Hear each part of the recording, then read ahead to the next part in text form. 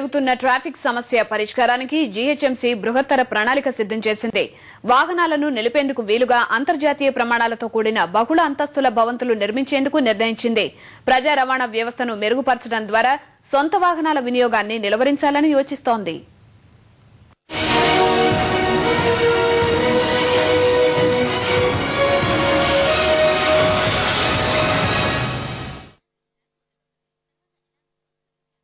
దాదాపు 1 కోటి జనాభాకు చేరువవుతున్న హైదరాబాద్ మహానగరంలో ట్రాఫిక్ సమస్య తీవ్రమవుతోంది. రోడ్లపై వాహనాల కదలిక నత్తాను తలపిస్తోంది.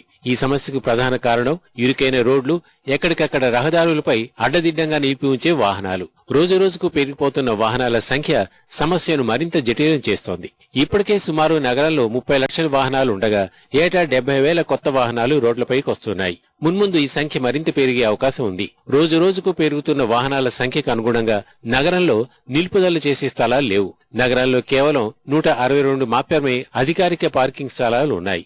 అవి కేవలం 10% వాహనాలు నిలపడానికి కూడా సరిపోవు. తాజా లెక్కల ప్రకారం సుమారు 800 ఎకరాల స్థలం వాహనాల పార్కింగ్ కావాలని అధికారులు అంచనా వేశారు.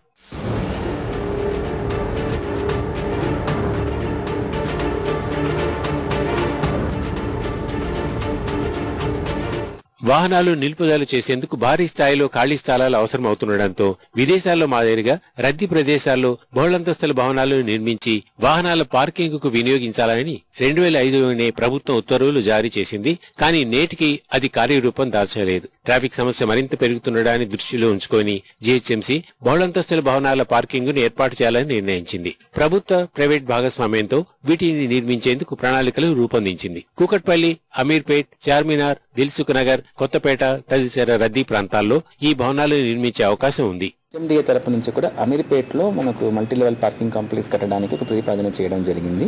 దాని మేరకు వాళ్ళు జీహెచ్ఎంసీకి మనం రాయడం జరిగింది. మేము హెచ్ఎంఆర్ మన హెచ్ఎండిఏ ముగ్గురు కలిసి చేయడానికి మనం ప్రతిపాదన చేస్తున్నాం. అది కూడా ఫైనల్ స్టేజ్లో. ఇవి కాకుండా మనం డిఫరెంట్ ప్లేసెస్లో పార్కింగ్ కోసం అనేది హెచ్ఎండిఏ వాళ్ళు ఒక ప్లాన్ తయారు చేస్తున్నారు. ఆ ప్లాన్ ఫైనలైజ్ అయ్యి మనకు రాగానే వాళ్ళు ఐడెంటిఫై చేస్తున్న ప్లేస్లో మనం పార్కింగ్ కాంప్లెక్స్ కట్టడం జరుగుతుంది.